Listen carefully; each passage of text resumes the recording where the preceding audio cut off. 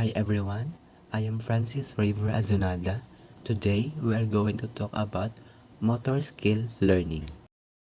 What is motor learning skill?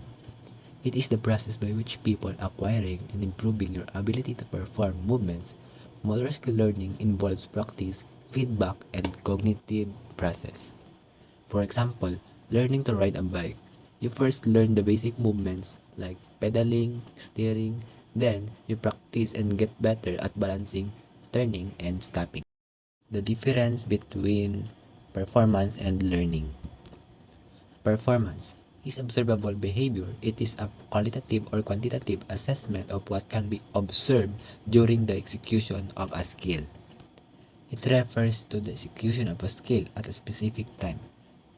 For example, serving a volleyball, dribbling a basketball. Learning, the process by which people acquire a new capacity to perform a skill, is inferred from performance observation.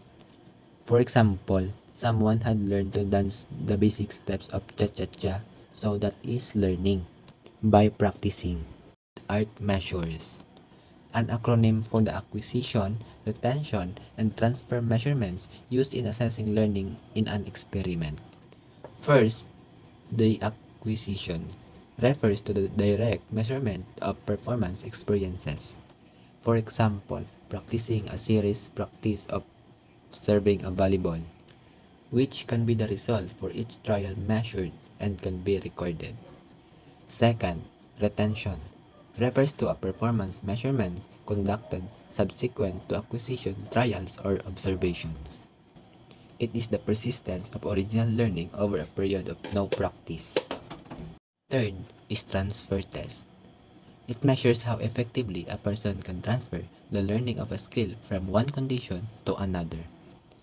For example, in volleyball, you are able to receive the volleyball in the different corner of the court. It is the ability to adapt the practice skill to performance in a novel way. Is a measuring of the strengths of learning. Assessing learning, a classic motor learning experiment. First is block practice, a practice schedule in which the same skill is rehearsed in a repetitive fashion. For example, the repetition of dancing the basic steps of cha-cha-cha. Next is random practice, a practice schedule in which different skills are rehearsed in an unpredictable trial-to-trial order. For example, you are practicing the skills of cha-cha-cha, but in an unpredictable trial-to-trial order. The shape of learning performance curves.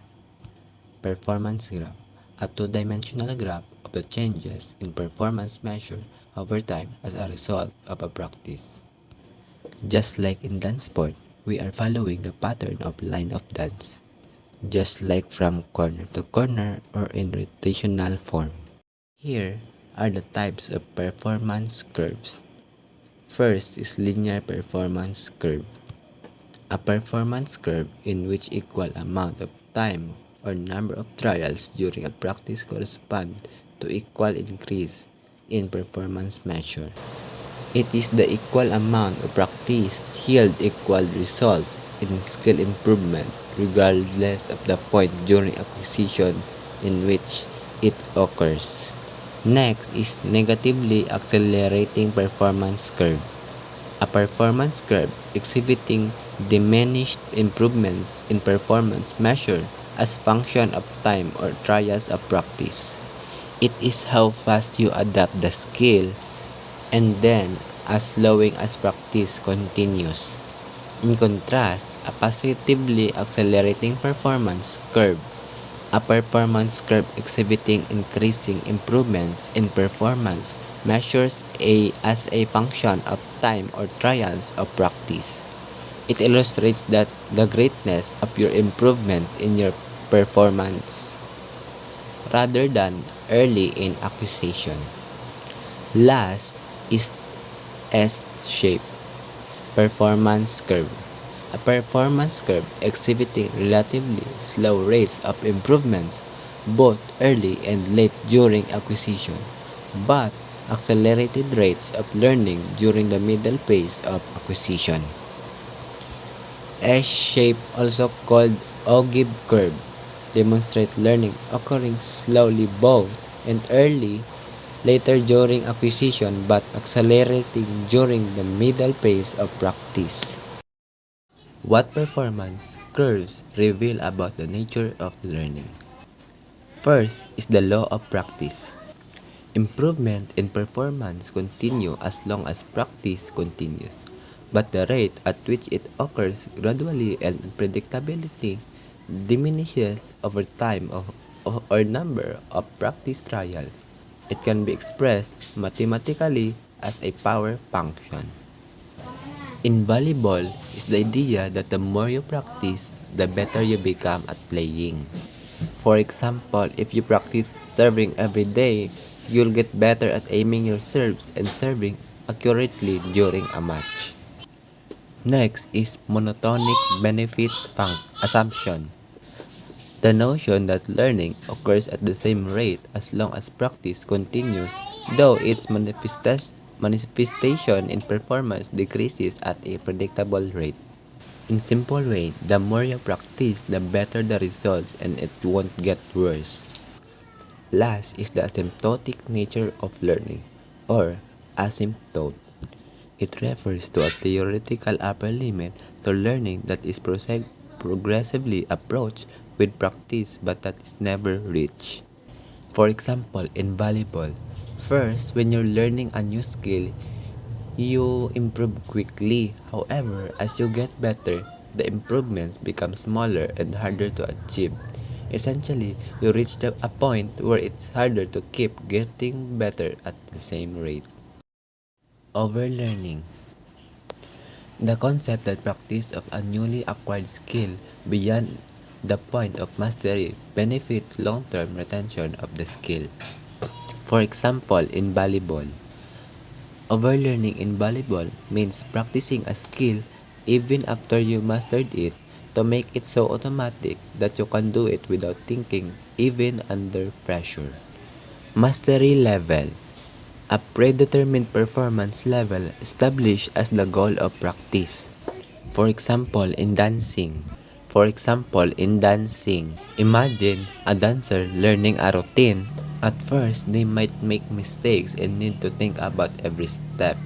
But after a lot of practice, they can dance the routine confidently with all the moves flowing together easily and without hesitation. They've reached the mastery level when it feels effortless and they can perform it perfectly every time. Original learning. The amount of practice required to attain a specific level of mastery. Original learning in dancing means creating your own moves or discovering new ways to dance rather than just copying others. Next is automaticity. The capacity of individuals to access and operate on procedural memory without the need of conscious attentional resources when executing well-learned skills. For example, if you hear your favorite song and your feet start doing the steps without thinking, that's automaticity in dancing.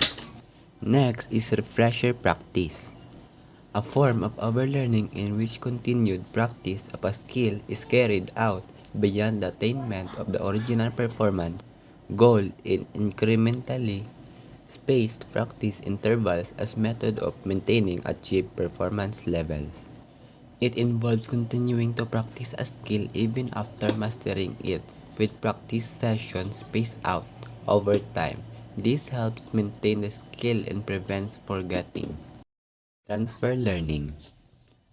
First, transfer.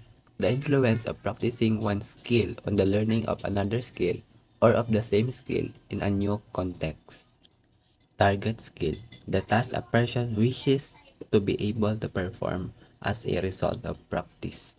For example, someone wants to learn playing the piano. Their target skill is piano playing. Next is positive transfer. When learning one skill positively influences the learning of another skill or of the same skill in a new context. Example of positive transfer. Learning to ride a bicycle helps in learning to ride a motorcycle because both involve balancing and steering. Next is negative transfer. When learning one skill negatively influences the learning of another skill or of the same skill in a new context. Example of negative transfer. A person who is used to driving an automatic car might struggle when learning to drive a manual car because they are not used to using a clutch. Last is zero transfer. When the learning of one skill has no influence on the learning of another skill or of the same skill in a new context. Example of zero transfer. Learning how to swim does not help or interfere with learning how to solve math equations. The two skills are unrelated, so there is zero transfer between them. Theories explaining transfer effects. Identical elements theory. The theory that transfer is positively related to the number of elements that two skills share in common. For example, learning to drive a car with an automatic transmission makes it easier to learn to drive another automatic car because both have the same controls, just like steering wheel, gas pedal, and brake. Next is transfer appropriate processing theory. The theory that transfer between skills is positively related to similarities is required mental operation shared by the skills. For example, studying by taking practice tests improves performance on real exams because both involving retrieving information from memory. The mental process of recalling answer is the same, leading to positive transfer. Next is learning from play to deliberate practice. Deliberate practice. Practice that is effortful, highly structured, and organized, and direct toward intrinsic goals and rewards. For example, a pianist practicing a difficult piece by slowly playing each section, focusing on finger placement and repeating tricky parts until mastered, while receiving feedback from a teacher is engaging in deliberate practice. Next is play, activity which is spontaneous, intrinsically motivated, enjoyable, and imaginative, and not pursued for any external reward or goals. For example, a child building a castle with toy blocks simply for fun without any instruction or rewards is engaged in play.